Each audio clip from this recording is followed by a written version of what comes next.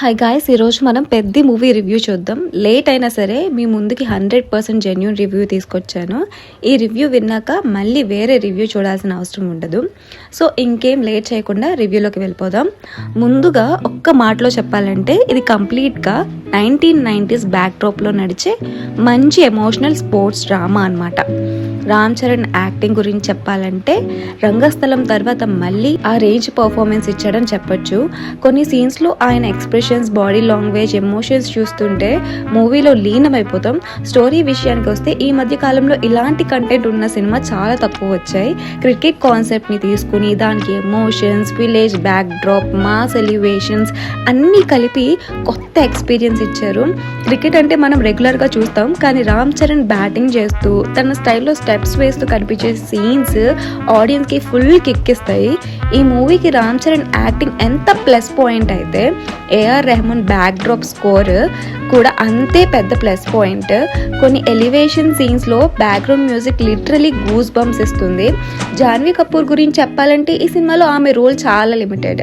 Mostly glamour మరియు కొంచెం comedy కోసమే యూజ్ చేశారు, కానీ ఆమె స్క్రీన్ మీద ఉన్న కొన్ని నిమిషాలు ఆడియన్స్కి స్మైల్ తెప్పిస్తాయి.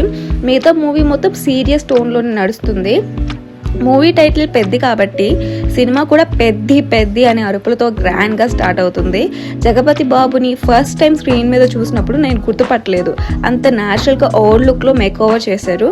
ఫస్ట్ హాఫ్లో ఆయన స్క్రీన్ టైం తక్కువ ఉండిపోయినా సరే మొత్తం స్టోరీ ఫౌండేషన్ ఆయన క్యారెక్టర్ మీదే ఉంటుంది. ఫస్ట్ హాఫ్ గురించి చెప్పాలంటే ఎలివేషన్స్, ఎమోషన్స్, బ్యాక్గ్రౌండ్ స్కోర్ మరియు తర్వాత ఏం జరుగుతుంది అనే క్యూరియాసిటీ వల్ల టైం ఎలా అయిపోయిందో తెలియలేదు. చాలా ఎంగేజింగ్గా ఉంటుంది కంటెంట్ అంతా కూడా. సెకండ్ హాఫ్ విషయానికి వస్తే కొంతమంది కొంచెం ల్యాగ్ ఉంది అని చెప్తున్నారు, కానీ నాకు మాత్రం జెన్యున్గా చెప్పాలంటే ఎక్కడ ల్యాగ్ అనిపించలేదు. కొన్ని సీన్స్ని ట్రిమ్ చేస్తుంటే ఇంకొంచెం క్రిస్ప్గా ఉండేది అంతే. ఇంకా ఐటమ్ సాంగ్ విషయానికి వస్తే మనం ఎన్నో సంవత్సరాలుగా మిస్ అయిన శృతి హాసన్ మళ్ళీ స్క్రీన్ మీద కనిపిస్తుంది. ఆమె డ్యాన్స్, స్క్రీన్ ప్రెజెన్స్, అందం మరియు ఫేస్ ఎక్స్ప్రెషన్స్ సాంగ్కి స్పెషల్ అట్రాక్షన్గా నిలిచాయి.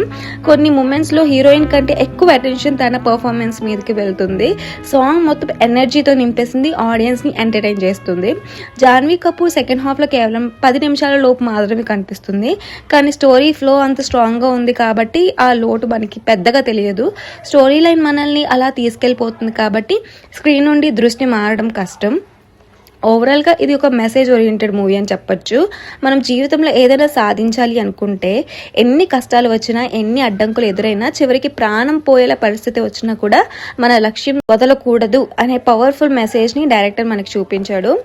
రామ్ చరణ్ కెరీర్లో మరొక memorable performance, A R Rahman super background score, strong emotions మరియు ఇన్స్పైరింగ్ మెసేజ్ కలిసిన మంచి సినిమా.